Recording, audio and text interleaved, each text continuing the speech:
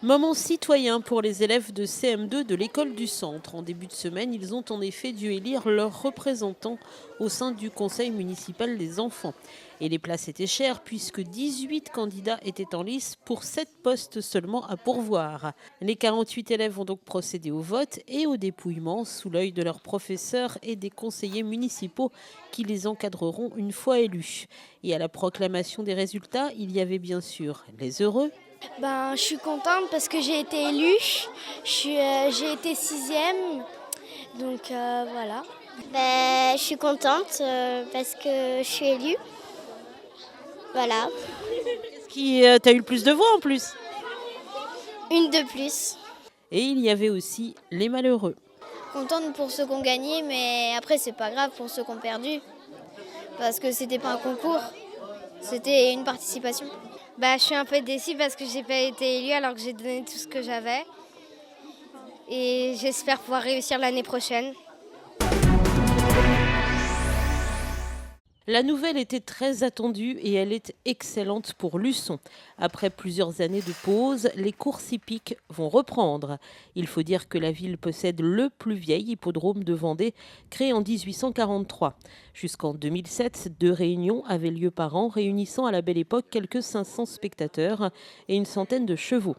Malheureusement, en 2007, en raison d'une piste défectueuse et d'un équipement qui ne répondait plus aux normes sanitaires et sécuritaires, les courses avaient dû être arrêtées. Et depuis lors, la mobilisation n'a jamais faibli et beaucoup se sont battus pour la réouverture de l'hippodrome.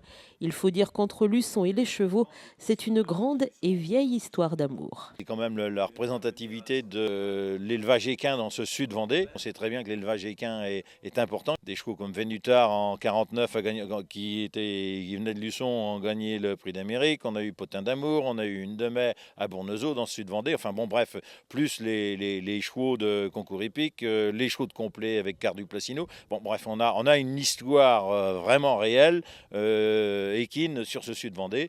Et la disparition du champ de course de Luçon, c'était quand même tout un symbole que, honnêtement, nous, à la Société des courses, on ne se résignait pas de voir ça. Moi, l'hippodrome, je le connais depuis j'avais 4 ans, ça fait 61 ans.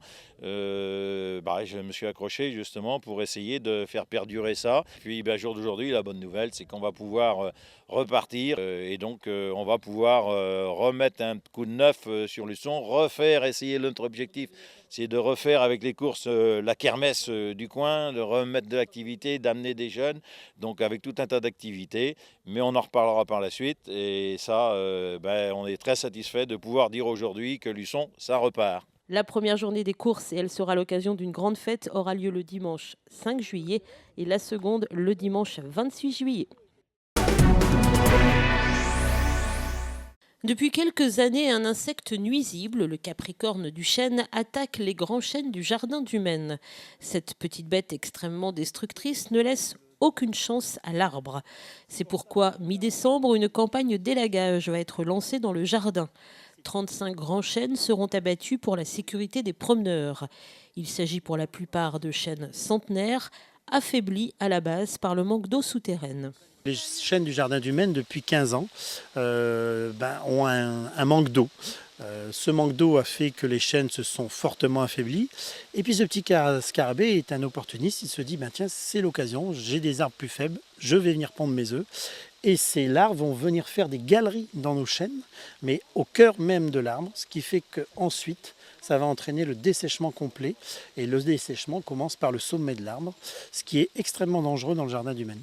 Le bois récupéré après l'abattage sera utilisé par les ateliers pour créer du mobilier urbain. Par ailleurs, durant la période d'élagage, le jardin restera ouvert, même si par sécurité, certaines parties seront interdites au public.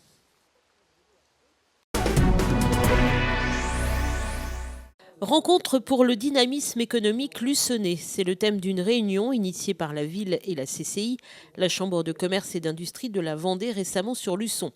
Chefs d'entreprise, commerçants, artisans y étaient conviés pour faire le point sur la situation économique de Luçon et la redynamiser à travers différentes actions concrètes. C'est à peu près aujourd'hui 470 entreprises et pour 3500 emplois. Ça en fait à peu près, on va dire, entre la 9e et 10e ville au niveau du département en termes économiques. Et si on regarde un peu l'évolution ces dernières années, depuis 2008, on va dire depuis le début de la crise, on s'aperçoit que là, le dynamisme est, on va dire, est freiné, comme dans l'ensemble du département d'ailleurs, peut-être un peu plus qu'ailleurs. Luçon a perdu à peu près 250 emplois sur les 6 dernières années. La Vendée en a perdu 1500. La première pierre du nouvel immeuble de bureaux situé zone de Ferme-Neuve à Luçon vient d'être posée. D'une surface d'un peu plus de 1000 m², cet immeuble de la société Adim Ouest, filiale de Vinci, accueillera d'ici quelques mois les bureaux des finances publiques de Luçon. Cela fait en effet plusieurs années que la direction départementale souhaite regrouper sur un même site tous ses services. L'idée est née en 2011. Puisque les services sont sur 2 sites différents, pas très éloignés certes, mais différents quand même. Et puis aussi parce que le bâtiment actuel, où sont les anciens services fiscaux, on va dire, n'est plus adapté à nos missions actuelles, puisque je crois savoir que c'est une caserne des pompiers, enfin c'était une caserne des pompiers, donc qui était adaptée avec beaucoup de bureaux, beaucoup de petits bureaux, et ce n'est plus du tout adapté à nos missions actuelles. Donc effectivement, la réalisation de ce nouvel immeuble nous permet à la fois d'avoir des locaux fonctionnels et adaptés, des locaux en meilleur état, et puis aussi de regrouper les services de Luçon. Ouverture prévue en 2015, ce site accueillera également les bureaux de l'agence de la CPAM.